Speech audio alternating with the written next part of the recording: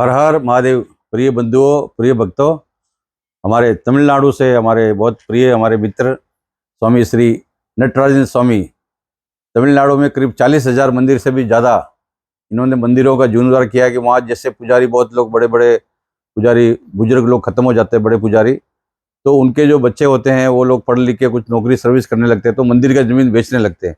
महाराज श्री स्वामी जी पूरा ज़मीन को वापस लेकर उसमें मंदिर बनाना, ईसाई और मुसलमानों से ज़मीन वापस लेकर मंदिरों का जीर्णोद्धार करवाना, तो 40,000 मंदिरों को ऐसे महाराज जी ने वहाँ पर विशेष रूप से वो जो है जीर्णोद्धार करवा चुके हैं स्वामी जी नटराजन।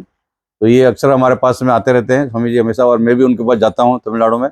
हिंदू धर्म के लिए, विशेष रूप से वैदिक सनातन हिंदू धर्म के लिए हमेशा से महाराज जी सबसे लड़ते रहते हैं। ऑस्ट्रेलियन वगैरह जो भी बोला, बड़े बड़े सम्मेलन वगैरह करते हैं तमिलनाडु में, कोई भी हिंदू समाज के खिलाफ बोलता है तो स्वामी जी जो हजारों लाखों लोग भक्तों के साथ में तमिलनाडु में हमेशा वो विरोध करते हैं।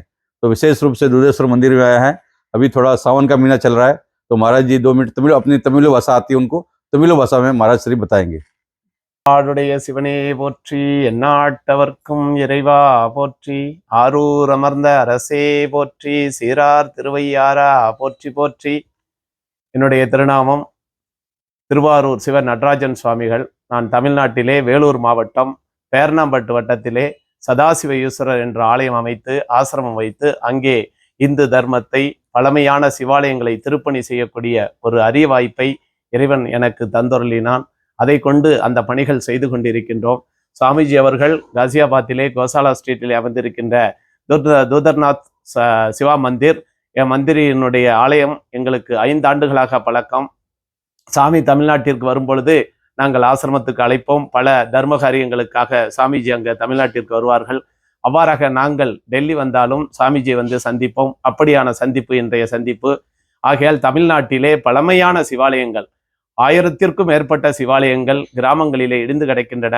மாற்று மதத்தவர்களுடைய சூறையாடலாலும் இயற்கை சீற்றத்தாலும் 3000, 5000 ஆண்டுகள் பழமையான சிவாலயங்கள் இடிந்து கிடக்கின்றன. அவைகளை எடுத்து நாங்கள் தற்பொழுது திருப்பணிகள் செய்து கொண்டிருக்கின்றோம்.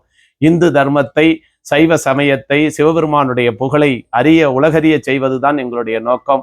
அவ்வாறாக தற்பொழுது எங்களுடைய ஆசிரமத்திலே கிட்டத்தட்ட 1.5 ஆண்டு காலமாக காலையும் மாலையும் இருவேளையும் மகா ருத்ரயாகம் செய்யப்பட்டு, அந்த யாகம் உலக நன்மைக்காக, உலக மனித உயிர்கள் இயற்கை சீற்றத்தாலும் வியாதிகளாலும் துன்பப்படக்கூடாது, உலகத்தை ஒரு சத்தியமானவன் ஆட்சி செய்ய வேண்டும், இந்தியா மிகப்பெரிய வல்லரசாக மாற வேண்டும்.